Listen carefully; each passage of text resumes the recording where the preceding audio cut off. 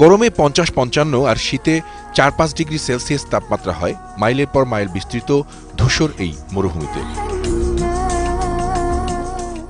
দুর্গম বিরান সেই মরুভূমিকেই একেবারে বদলে ফেলেছেন বাংলাদেশিরা। অবশ্য অভিবাসী হিসেবে কুয়েতে আসার সময় এই বাংলাদেশিদের কেউই চাষি ছিলেন না।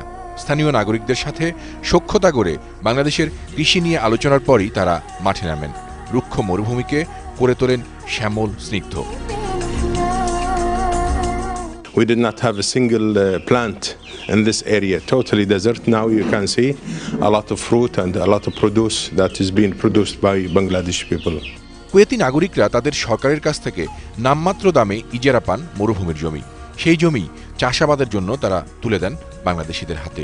অনাবাদি সেই মরুভূমি এখন যোগান দিচ্ছে সারা কুয়েতের ৬০% বেশি সবজি ও ফলমূলের চাহিদা। লাল শাক বলেন, সরিষার শাক বলেন, পুঁই শাক বলেন, কলমি শাক বলেন, that all in our products from Bangladesh. আমাদের বাংলাদেশ গভর্নমেন্টের সাথে যদি এই দেশের গভর্নমেন্টের সাথে একটা এগ্রিকালচার বেসে কন্ট্যাক্ট থাকতো, দক্ষ এগ্রিকালচার শ্রমিক এখানে আনা সম্ভব হতো, তাহলে আমরা অনেক বেশি পণ্য উৎপাদন করতে পারতাম। ব্যতিক্রমী এই জীবন সংগ্রামের কারণেই মূলত অন্য দেশের অভিবাসীদের চাইতে বাংলাদেশিরা জনপ্রিয় কুয়েতে। তাই কৃষি, শিল্প কিংবা অন্য সব কর্মক্ষেত্রে বাংলাদেশি কর্মীদের চাহিদাও এখন প্রচুর।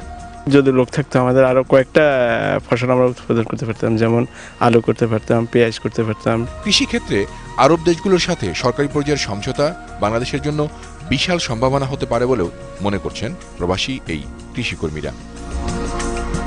কুয়েতের ধুধু মরুভূমিকে এভাবেই সবুজে সমাহিত করেছেন বাংলাদেশের কৃষকরা। তারা হয়তো দেশে কৃষিকাজ করতেন না, কিন্তু এদেশে এসে কৃষিকাজে এক নতুনভাবে সাজিয়েছেন মরুভূমিকে।